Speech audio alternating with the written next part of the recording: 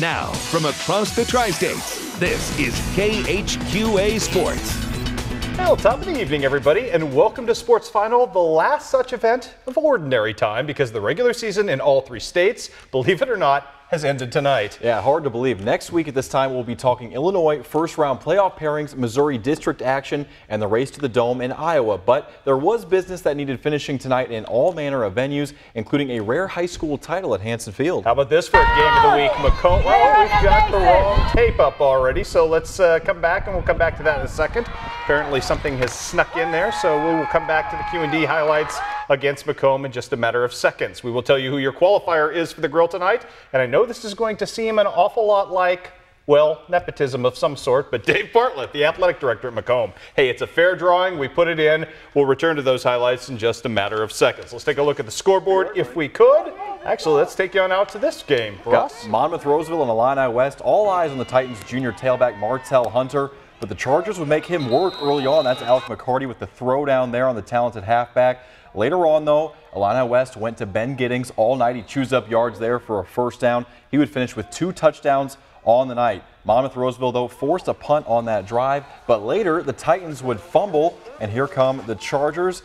But they would punt as well. The Chargers got close but fumbled about 10 yards out of the end zone. And check out Hunter here, a very nice run. He would have a touchdown later on. As I mentioned, Ben Giddings had 2 touchdowns for Illini West, but that was not enough. Monmouth Roseville gets the win tonight over the Chargers. Final score was 20-12 in favor of the Titans. Big win for Monmouth Roseville, who has played very well of late. Coming up tomorrow, West Central Conference game with no playoff implications for Pittsfield, Grigville, Perry, but Orion needs a win to get in, so it should be interesting how that shakes down. And at last check, a fourth quarter score, Rockridge was destroying West Hancock tonight. 35-0 was the score we had there. Let us move on now to the WIVC Central Southeastern, trying to wrap up its second straight 9-0 season, and it would be a whole lot of this guy. Actually, not a whole lot. Dalton Hubner only had 7 carries. We're going to show you 2 of them. 4 of those 7 went for touchdowns, including this one and this one right here, as pluckety pluck. Dalton Hubner goes into the end zone for the score at 139 yards on the night and those 4 touchdowns. Also, the Central Southeastern defense very stout tonight. This is Drew Miller about to rattle this ghost town and rattle this scene with a fumble recovery, and that would set up Douglas Weiss for one of his touchdowns on the evening. Central Southeastern makes it a perfect 9-0 for the second straight year. They win 62-8. We will find out what happens to Central Southeastern. Obviously, we know they'll be at home next week. Playoff pairings come out tomorrow night, and that should be an awful lot of fun. We'll break it all down for you on overtime. We also will assume that Triopia will be at home. We don't have a final on this one against North Green tonight. Hopefully someone calls that in. We'll update it on the website tonight as well. West Central, oh, they're playoff bound with a nice win tonight over Unity Payson, a shutout win in that one. 48-0 was your final. Carrollton jumped all over Brown County tonight, picked up the victory as well. Don't know why these scores didn't load, but we can tell you that West Central did beat Unity Payson. No final on Route and Greenfield yet as well. And no final from Pleasant Hill ISD either on the evening. Ross, what for you? QHS and Troy again, no playoff implications here for the Blue Devils, but trying to get a nice home win to wrap up the season here. We go the option to Malik Robbins. He is so versatile as we've seen. Very nice move right there for him, and a run here for Robbins. A little short move, but it would come down to a 23-21 score for QHS. Here is a game-winning field goal try from Troy, and it's short. QHS gets the win tonight. The missed 30-yard field goal by Troy Buchanan makes the difference here as the Blue Devils get that 4th win of the season. They are 4-5 now with a 23-21 win on their home turf. Other scores from the state of Illinois. I'm going to give you that Q&D Macomb score and hope we can return to it in just a matter of seconds. Macomb gets the win tonight, 27-13 over Q&D. We'll get to those highlights, we hope, in just a matter of seconds. Also tonight, Lewiston beats Rushville Industry.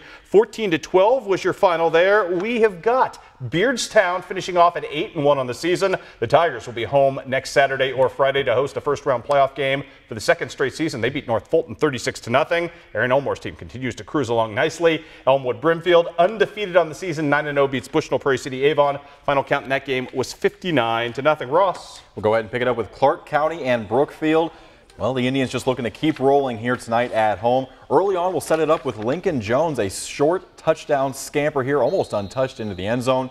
He gets in. Clark County took an early lead. Later on, Austin Egley is going to go through the air to Lincoln Jones, the aforementioned player here. Picks one up below the waist, and he's going to rumble downfield. Very nice pass gain here. So he's got the short yardage capability on the ground, and he can do some things through the air on the yards after catch as well. How about Egley getting it done himself? You see him just knife through the defense. Not bad right there for the Clark County quarterback. They wouldn't score on that drive, but it wouldn't matter because the Clark County defense was not having anything tonight for Brookfield. Luke Ross, a nice tackle there. And your final, Clark County 18-0 over Brookfield. Let's see what else is coming up next. We've got highlights for you from the big showdown between Monroe City and Palmyra. The Mayor's Cup in play right here.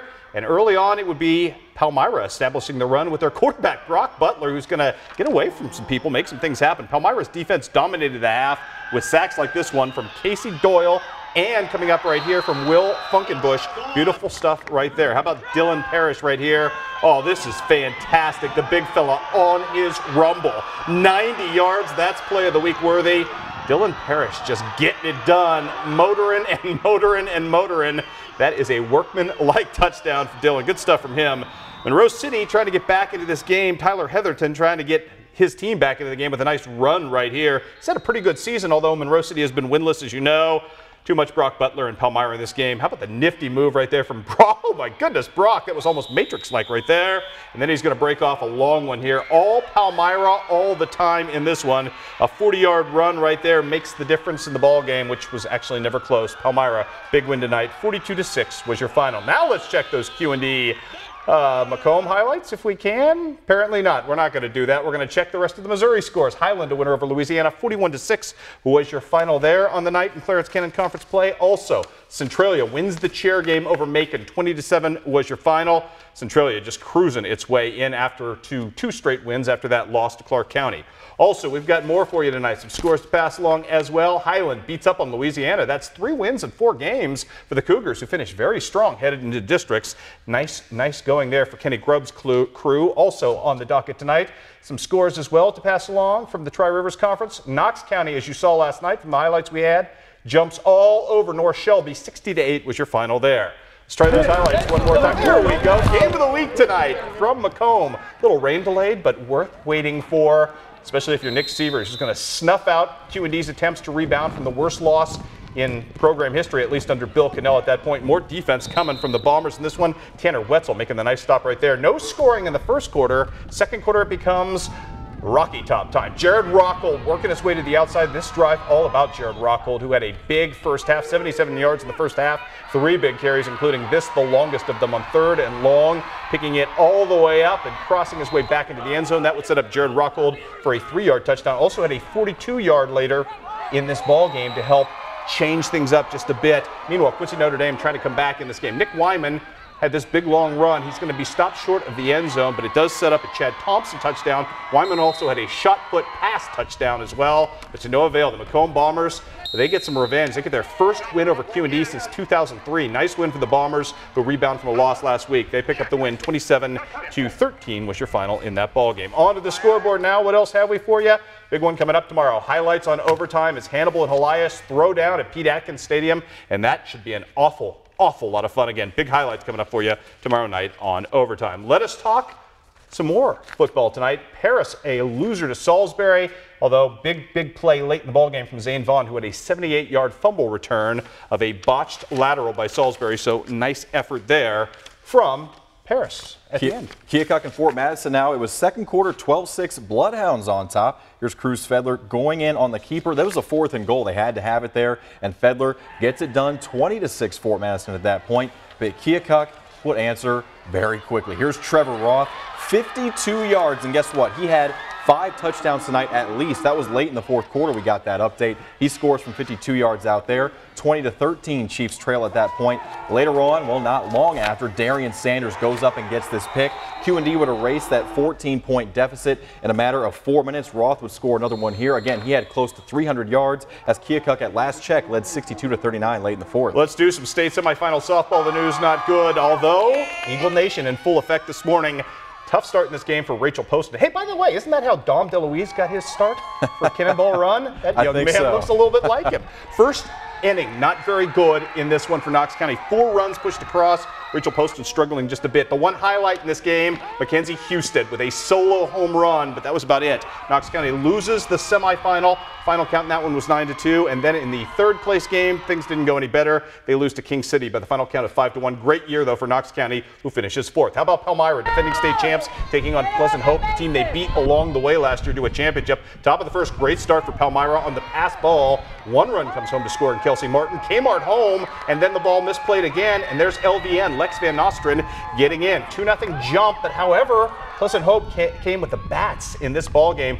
4 runs at the bottom of the first to take the lead. It's one they would never relinquish. And even when things went right for Palmyra, like this beautiful catch from Kelsey Martin out in left field, it scored a run. That was kind of the difference of the day. Semifinal loss by Palmyra. They end up getting dropped into the back draw for 3rd place, and that didn't go much better for Palmyra, who loses there as well. Ends up settling for 4th place. 7-4 was the final to Pleasant Hope. The final later in the day to Kelly, 5-4 was your final there. And the news doesn't get any better on the soccer front. Quincy Notre Dame's bid to defend its state championship over. They lose on a goal with 28 seconds left to Carlinville. UND is out. So too is nationally ranked Quincy High. The curse of Edwardsville yet again. The Blue Devils lose down in Granite City. 3-1 is your final. Great season for the Blue Devils, but they can't get out of the regional. We've got 1 soccer team left, at least in Illinois. Macomb versus Blue Ridge tomorrow. Highlights from Warrensburg-Latham for you coming up on the big show tomorrow night as well. We've also got Quincy University women's soccer beating Maryville 2-1. Shannon Foley, though, out of QD with a lone goal for Maryville in opposition. Also the QU men